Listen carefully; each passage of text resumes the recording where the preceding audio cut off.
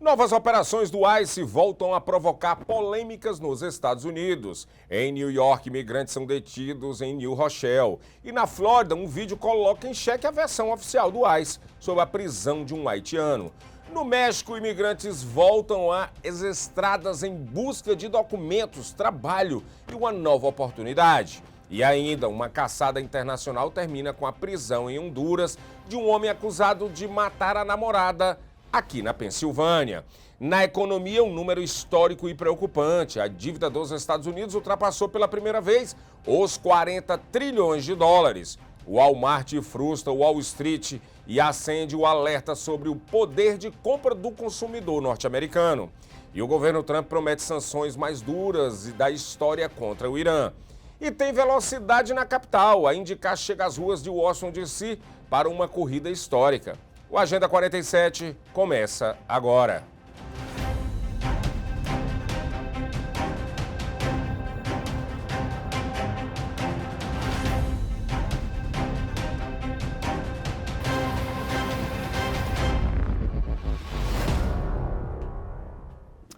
Olá, sejam bem-vindos ao Agenda 47, um jornal dedicado a acompanhar de perto as principais notícias da política e também que envolvem os imigrantes aqui nos Estados Unidos. E, claro, acompanhando de perto o 47º presidente dos Estados Unidos, Donald Trump. Estamos na SPT Television, SIC Internacional para todos os Estados Unidos e Canadá, além das nossas plataformas digitais que você pode nos assistir em qualquer lugar do planeta. SPT Plus, esse é o nome da nossa plataforma de streaming. E nas redes sociais, sigam o Seaba Brazilian Television no YouTube e também no Instagram. Além, claro, da SPT Television no Facebook e no Instagram também. E informação de qualidade, credibilidade e conexão direta com a nossa comunidade, você só vê aqui com a gente. Um imigrante da Guatemala foi detido por agentes do Serviço de Imigração e Alfândega dos Estados Unidos, o ICE, enquanto comia em frente a um prédio residencial na cidade de New Rochelle, no estado de New York. Segundo a rede N+ Univision, o homem foi identificado como Jonathan Lopes. Ele estava sentado em uma escada comendo batatas e tomando refrigerante perto de um restaurante quando foi abordado pelos agentes. Testemunhas gravaram parte da ação e afirmaram que a abordagem foi agressiva. Uma delas relatou ainda que o agente teria retirado o celular da sua mão enquanto ele filmava. De acordo com os relatos, os agentes chegaram em 3 veículos sem identificação visível. As testemunhas também disseram que pediram repetidamente para ver uma ordem de detenção, mas nenhum documento teria sido apresentado. O caso acontece em meio ao aumento de preocupação com operações do ICE na cidade de New Rochelle. Um veículo local registrou outras detenções recentes na cidade, algumas delas também realizadas por agentes em veículos sem identificação aparente. E uma prisão realizada por agentes de imigração em Fort Myers, na Flórida, está sendo questionada depois que imagens gravadas no local contradisseram a versão apresentada pelo ICE. O haitiano Evner Filius foi detido por agentes federais na Evans Avenue. Depois da operação, o ICE afirmou que agitadores teriam tentado interferir na prisão, criando uma situação de risco. Mas uma equipe da Gulf Coast News estava no local e registrou toda a movimentação. Segundo a emissora de televisão, as imagens mostram que não haviam manifestantes ou pessoas tentando interferir na ação. Apenas um repórter e um fotógrafo estavam do outro lado da rua, registrando a ação. O ICE também disse que retirou rapidamente Filius do local para reduzir a tensão e garantir a segurança dos agentes. Mas o vídeo não mostra sinais de confronto ou tumulto. A reportagem também mostra que o carro dirigido pelo haitiano ficou abandonado na via, obrigando outros motoristas a desviar. Um caminhão chegou perto de atingir o veículo. O caso aumentou os questionamentos sobre as transparências nas operações do ICE e a importância das imagens para esclarecer ações de agentes federais. Um imigrante mexicano foi detido por agentes do ICE enquanto caminhava de volta para casa também na cidade de New Rochelle, em New York. Arcádio Zavala Garcia, conhecido como Calito, é natural do estado do México, em Veracruz, e, segundo pessoas próximas, vive naquela região. A detenção foi registrada em vídeo por Maricel Cuevas, amiga da família. Ele contou também à rede de televisão N Plus Univision, que decidiu gravar depois de reconhecer Arcádio sendo abordado pelos agentes. Segundo Marisol, os oficiais fizeram perguntas em inglês, mas Arcádio não falava o idioma. Testemunhas se aproximaram e tentaram descobrir para onde ele seria levado, com o objetivo de avisar a família e conseguir a ajuda de um advogado. Marisol afirma que Arcádio é conhecido na comunidade e que, até onde sabe, não possui antecedentes criminais. A detenção ocorre em meio a relatos de aumento de operações do ICE em New Rochelle, onde outras prisões reacenderam também e foram registradas por moradores. Centenas de imigrantes voltaram às estradas do México em busca de uma nova oportunidade. O grupo partiu na quinta-feira de Tapachula, no estado de Chiapas, perto da fronteira com a Guatemala. Batizada de Sonhos Sem Fronteiras, a caravana reúne imigrantes de países como Honduras, El Salvador, Cuba, Haiti e Venezuela. Há também pessoas que foram deportadas dos Estados Unidos que se juntaram nesta caminhada. Reportagens locais estimam que entre 500 e 700 pessoas participam desta caminhada. Muitos afirmam que estão há meses em Tapachula, aguardando documentos e respostas sobre pedidos de refúgio e regularização imigratória. Sem conseguir trabalho e com dificuldade para viajar legalmente pelo país, eles decidiram seguir a pé. O objetivo inicial é chegar à cidade do México, onde esperam por dar continuidade aos procedimentos junto à Comissão Mexicana de Ajuda a Refugiados e encontrar oportunidades de emprego. Alguns pretendem depois seguir para outras regiões do país. A caravana é mais um retrato da pressão imigratória em Tapachula, uma das principais portas de entrada para imigrantes que chegam ao México pela América Central. Centenas de imigrantes, principalmente da América Central, partiram em uma caravana da cidade de Tapachula, no sul do México, na quinta-feira. Eles pretendem chegar ao centro e ao norte do país após meses de espera em processos de migração e asilo. O grupo, conhecido como Sonhos Sem Fronteiras, inclui migrantes deportados durante o governo do presidente norte-americano Donald Trump, assim como outros que afirmam ter ficado retidos no sul do México devido a atrasos nos procedimentos migratórios. De ônibus não podemos viajar em combis porque nos param. Há muito perigo para nós em combis, ônibus, nas grandes linhas aqui do México. Então esta é a opção que temos para chegar ao nosso destino. Alguns conseguem chegar, outros não. Outros acabam ficando para viver aqui. Mas precisamos seguir em frente com o que vier, com o que Deus decidir. Até onde meus pés me levarem. Qualquer lugar menos Tapachula, porque isto é uma prisão para seres humanos. Não deixam você ir a lugar nenhum daqui. Pessoas como eu não tinham dinheiro e dormiam nas ruas, mas a polícia não nos deixava dormir em lugar algum. Eles nos submetiam a um castigo psicológico aqui. Os migrantes disseram que esperam dar continuidade aos seus pedidos junto à Agência Mexicana de Refugiados e encontrar trabalho em outras partes do país. Organizações locais estimam que mais de 60 mil migrantes estejam atualmente retidos na região. Um venezuelano de 21 anos foi preso e acusado de assassinato pela morte de um adolescente de 16 anos no condado de Harris, no Texas. O suspeito foi identificado como José Gregório Blanco Moreno. Ele foi preso no dia 12 de agosto e levado para a cadeia do condado. Segundo os documentos judiciais obtidos pela emissora ABC 13, Moreno teria afirmado inicialmente que o adolescente havia atirado contra si mesmo, mas a investigação levou as autoridades a acusarem o venezuelano formalmente de assassinato. A imprensa local também informa que Moreno já era procurado pelas autoridades de imigração dos Estados Unidos. O caso agora segue na Justiça do México, do Texas. Como o processo ainda está em andamento, o suspeito é considerado inocente até que haja uma condenação definitiva do caso. Um homem acusado de matar a própria namorada na Pensilvânia foi preso em Honduras depois de meses de buscas internacionais. Darwin Davis Pinal del Cid, de 27 anos, é acusado da morte de Maria Bernarda Popol Garcia, de 23, em Telford, no condado de Bucks. Segundo a promotoria, Maria estava se preparando para terminar o relacionamento e deixar o apartamento onde morava com o suspeito. A polícia da Pensilvânia afirma que ela foi morta com um objeto cortante. O corpo foi encontrado enrolado em um cobertor coberto por roupas e escondido dentro de um armário de um quarto. Os investigadores também acusaram Espinal del Cid de roubar o celular da vítima e enviar mensagens passando por ela, numa tentativa de esconder o crime. Ele teria comprado uma passagem só de ida e deixado os Estados Unidos com destino a Honduras no dia 9 de março. Depois de uma grande operação com participação do FBI e das autoridades hondurenhas, o suspeito foi localizado e preso na cidade de Pespire. Ele permanece detido em Honduras e aguarda extradição para a Pensilvânia, onde vai responder, entre outras acusações, por homicídio e abuso e ocultação de cadáver. I don't have information as to how long he was in this country. This murder occurred in a community of immigrants.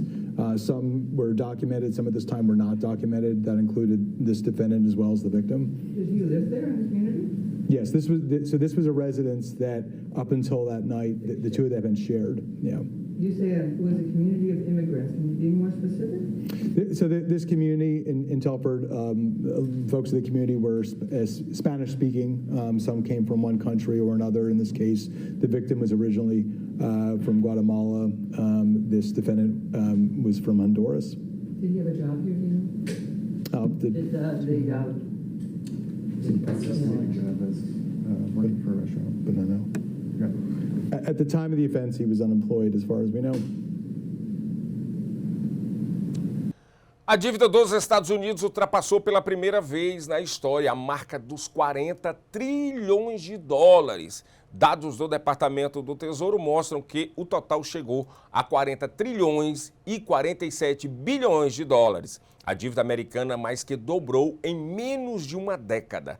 Entre os principais fatores estão os déficits constantes do governo, os gastos com a pandemia, o envelhecimento da população e o aumento das despesas de previdência e saúde. Outro ponto de alerta é o custo dos juros. O pagamento dos juros da dívida é a segunda maior despesa do orçamento federal, atrás apenas da Previdência Social e acima dos gastos com o Medicare e defesa. Especialistas alertam que, sem mudanças nos gastos ou na arrecadação, a trajetória da dívida pode aumentar a pressão sobre a economia e sobre os juros pagos pelos Estados Unidos.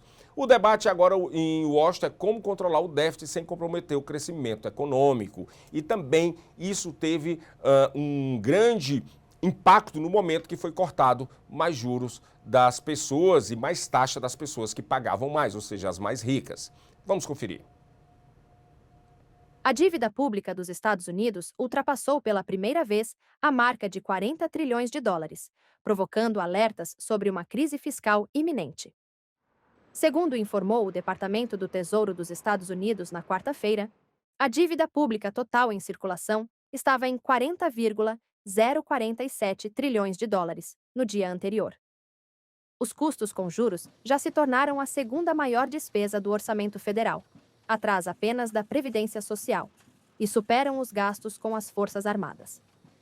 Há vários motivos para essa evolução, afirmou Michael Peterson, presidente da Fundação Peter G. Peterson. Temos uma grande geração de baby boomers, 80 milhões de pessoas, que estão começando a se aposentar. Elas estão deixando a força de trabalho, não estão mais contribuindo e estão entrando no sistema de aposentadoria e começando a receber benefícios. Isso tem um impacto significativo e crescente. Todos os dias, 10 mil norte-americanos completam 65 anos. Portanto, é um grupo muito grande de pessoas. Em segundo lugar, elas estão vivendo muito mais tempo, o que é uma ótima notícia, porque tem mais anos de vida para aproveitar. Mas isso também significa mais anos no sistema de aposentadoria. Portanto, temos um grande grupo de pessoas vivendo por mais tempo do que o previsto originalmente. E temos neste país um sistema de saúde muito caro. Quando se tem um grande grupo de pessoas vivendo por muito mais tempo e utilizando serviços de saúde em um sistema muito caro, isso leva a um crescimento significativo das obrigações de gastos em Washington. E combinamos isso com uma política de arrecadação que não gera o nível de receitas de que precisamos. Peterson afirmou que o governo precisará refinanciar cerca de 13 trilhões de dólares em títulos da dívida nos próximos 12 meses, incluindo aproximadamente 2 trilhões de dólares em novas emissões para financiar o déficit. Segundo ele, O elevado nível de endividamento do governo contribui para juros mais altos em hipotecas, financiamentos de veículos e cartões de crédito. Especialistas apresentaram um conjunto de medidas para reduzir a dívida. As propostas incluem mudanças no sistema tributário e nos benefícios sociais, além da elevação da idade de aposentadoria. E o Walmart, maior varejista dos Estados Unidos, acendeu um sinal de alerta sobre a saúde do consumidor norte-americano. As vendas comparáveis da empresa cresceram apenas 2,6% no último trimestre, bem abaixo dos 3,8% esperado pelos analistas. Foi o crescimento mais fraco em 6 anos e uma rara frustração para o Walmart. A empresa afirma que a alta dos preços da gasolina está pesando no orçamento das famílias e fazendo muitos consumidores pensarem 2 vezes antes de gastar. A reação de Wall Street foi forte. As ações do Walmart caíram mais de 9%, apagando mais de 80 bilhões de dólares em valor de mercado. Mesmo assim, a companhia elevou as previsões de vendas e lucro para o ano e aposta em cortes de preços para atrair clientes nos próximos meses. Outras áreas também mostram força. O comércio eletrônico cresceu 24%, enquanto o negócio de publicidade avançou mais de 40%. Mas o resultado do Walmart reforça uma preocupação. O consumidor americano está mais cauteloso e com menos espaço no orçamento.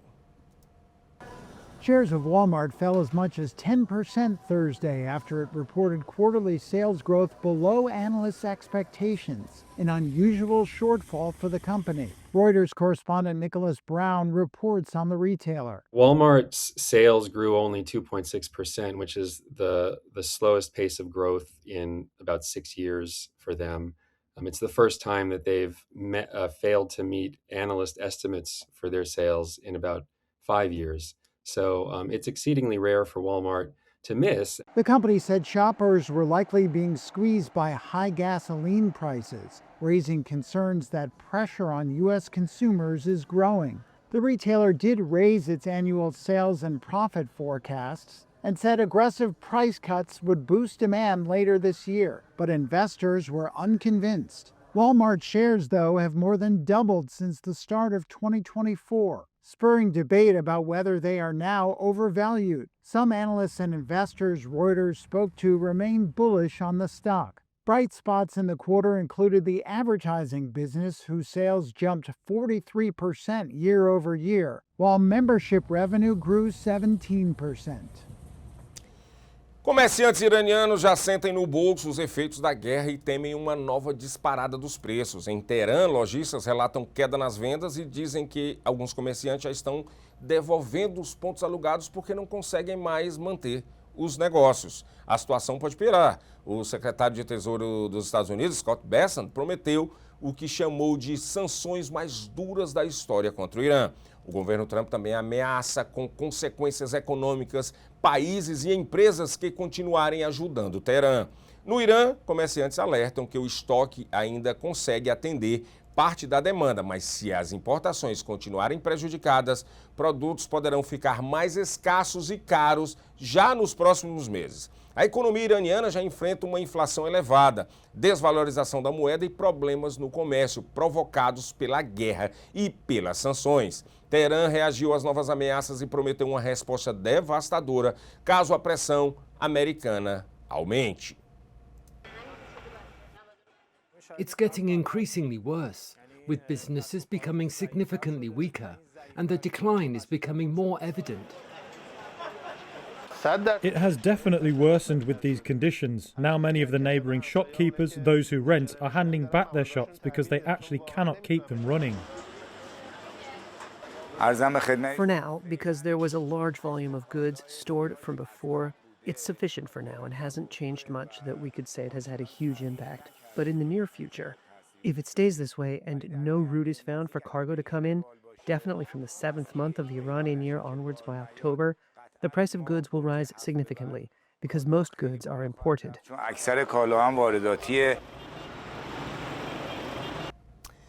E uma cena inusitada surpreendeu os passageiros do metrô de Washington, D.C. Um carro da IndyCar apareceu dentro da estação L'Enfant Plaza e chegou a percorrer parte da linha amarela do sistema.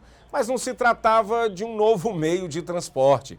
Esta ação faz parte da divulgação do Freedom 250 Grand Prix, que será disputado nesse fim de semana no coração da capital americana. A corrida será histórica. Pela primeira vez, a IndyCar vai acelerar pelas ruas ao redor do National Mall. O circuito tem cerca de 2,7 quilômetros e 7 curvas, passando por cartões postais como o Capitólio, o National Archives e o Museu Nacional do Ar e do Espaço. A prova de domingo terá 147 voltas e quase 250 milhas.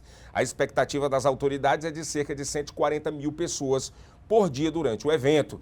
E antes mesmo da largada, a IndyCar já conseguiu chamar a atenção, dessa vez debaixo da terra. E atenção, um breaking news nesse momento. Nesse momento acaba de chegar uma notícia divulgada aqui pela SECOM, Secretaria de Comunicação Social da Presidência da República do Brasil. Neste momento, uma notícia de última hora. Lula e Trump ficaram ao telefone esta manhã numa conversa que durou exatamente 1 hora. Lula, presidente do Brasil, Trump, presidente dos Estados Unidos, conversaram por 1 hora nesta manhã. Isso não havia sido divulgado, não houve vazamento que teria essa conversa, mas agora que a conversa já aconteceu, foi divulgado que Lula e Trump conversaram por 1 hora. Foi tratado nesta conversa por telefone entre Brasília e Washington sobre tarifas e guerras. Os líderes conversaram esta manhã por cerca de 1 hora. E uma notícia mais adicional sobre essa conversa. O Palácio do Planalto, em Brasília, diz que Trump topou uma nova reunião para discutir as tarifas.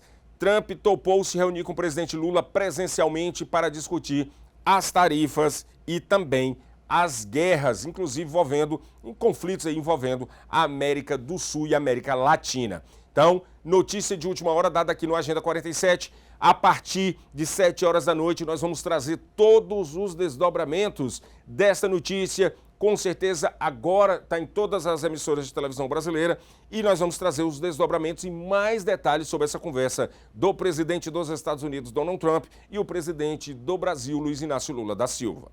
Aguardem às 7 horas da noite os desdobramentos. Enquanto isso, vamos aqui para as capas dos nossos jornais. Brazilian Times. O Brazilian Times traz um destaque aqui. Beleza, Marília Cunha transforma experiência em valorização feminina. Aí tem aqui, migração, temor da separação familiar provoca recorde de registro de filhos de brasileiros nascidos nos Estados Unidos. O aumento das detenções e deportações nos Estados Unidos está provocando uma mudança no comportamento de milhares de famílias brasileiras.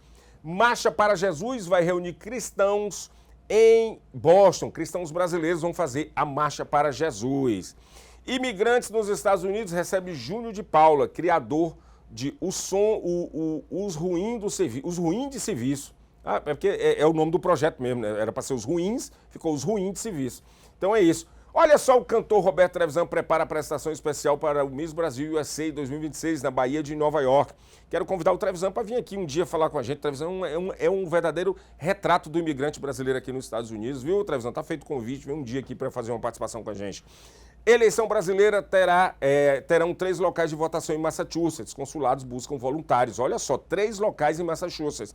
Aqui em Nova York, geralmente é um local só, que é na 68, numa escola.